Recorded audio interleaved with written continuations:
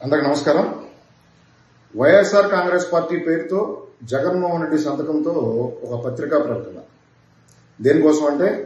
టెక్కల నియోజకవర్గంలో దువ్వాడ శ్రీనివాస్, దువ్వాడ వాణి గారు వాళ్ళ కుటుంబం మధ్య జరుగుతున్న వాళ్ళ ఫ్యామిలీ గొడవల్ని రచ్చకిడిచి దాన్ని ఎన్డీఏ కూటమికి, నారా చంద్రబాబు నాయుడు గారికి, ఆ నియోజకవర్గ శాసనసభ్యులు, రాష్ట్ర మంత్రివర్యులు అచ్చెన్నాయుడు గారికి ఆపాదిస్తూ దువ్వాడ శ్రీనివాస్ అంత ఉత్తముడు ఉత్తరాంధ్రలో లేడు, రాష్ట్రంలో నారా చంద్రబాబు నాయుడు గారి ప్రభుత్వం కక్షపూర్వకంగా వైసీపీ నాయకులను ఇబ్బందులకు గురిచేస్తా ఉంది. కావున దువ్వాడ శ్రీనివాస్ రాష్ట్రంలో రాష్ట్రపతి పాలన కోసం నిరసన కార్యక్రమం చేస్తా ఉన్నాడు. ఈ పనికిమాలినోడికి ప్రజలంతా సహకరించాలని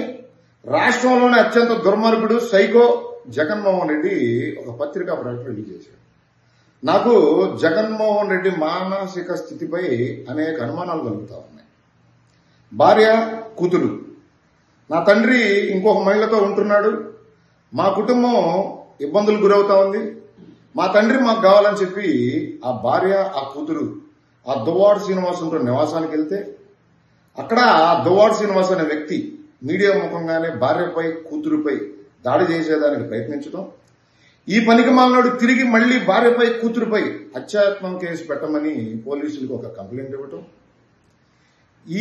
ఇదంతా జరుగుతున్న క్రమంలో ఆ మాధురి అనే మహిళ మీడియా ముందుకొచ్చి సహజీవనానికి కొత్త అర్థం చెబుతూ అడల్టరీ అని మేమిద్దరం సహజీవనం చేస్తా ఉన్నామని ఆమె చెబితే, ఈ సైకో జగన్ రెడ్డి ఈ లెటర్లో ఉత్తరాంధ్రలో పార్టీని బలోపేతం చేసేదానికి దువ్వాడ శ్రీనివాస్ మాధురి గారితో చర్చిస్తుంటే కుటుంబ సభ్యులు పోలీసుల అండతో దాడి చేశారని చెప్పి ఈ పనికి మాలినోడు ఒక పత్రికా ప్రకటన రిలీజ్ చేశాడంటే సైకో జగన్ రెడ్డి ఈ రాష్ట్రం పైన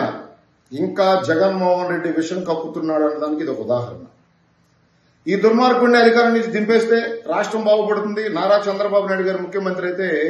ఈ రాష్ట్ర భవిష్యత్తు కాపాడుతాడని ఆ రోజు నమ్మి ఆంధ్రప్రదేశ్ ప్రజలంతా చేయగలిపి ఈ దుర్మార్గుడికి కనీస ప్రతిపక్ష హోదా కూడా ఇవ్వకుండా మౌనం కూర్చోబెడితే, ఈ దుర్మార్గుడు ఆంధ్రప్రదేశ్ లో ఎక్కడన్నా మొగుడు పిల్లలు కొట్టుకున్నా, మద్యం సేవించి ఎవడన్నా తన్నుకు సచ్చినా, పాత కక్షలతో ఎవడన్నా పొడుచుకు సచ్చినా వెంటనే వాళ్ళ కుటుంబాల్లోనో ఆ ఇంట్లోనో దూరిపోవటం, ఎన్డీఏ కూటమిపై, నారా చంద్రబాబు నాయుడు గారిపై, ఆంధ్రప్రదేశ్ బ్రాండ్ ఇమేజ్ పై ఈ దుర్మార్గుడు విషం కక్కుతూ ఆంధ్రప్రదేశ్ లో శాంతి భద్రతలు క్షీణించాయి అని ఒక దుష్ప్రచారం చేస్తూ సోషల్ మీడియా వేదికగా రాష్ట్రానికి పెట్టుబడులు రాకుండా ఈ దుర్మార్గుడు పన్నుతున్న కుట్రలు, రాష్ట్ర ప్రజలను నాశనం చేసే విధంగా ఈ దుర్మార్గుడు చేస్తున్న ఆలోచనలు, వీటన్నిటిని గమనించిన కొంతమంది వైఎస్ఆర్సీపీ నాయకులు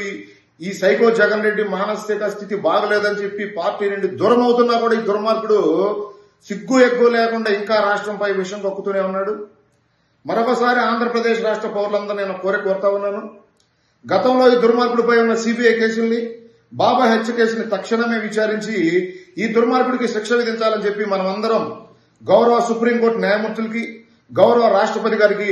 ఒక లేఖ రాయాలని చెప్పి నేను మిమ్మల్ని అందరినీ ఆంధ్రప్రదేశ్ రాష్ట్ర పౌరుడిగా కోరుతా ఉన్నాను.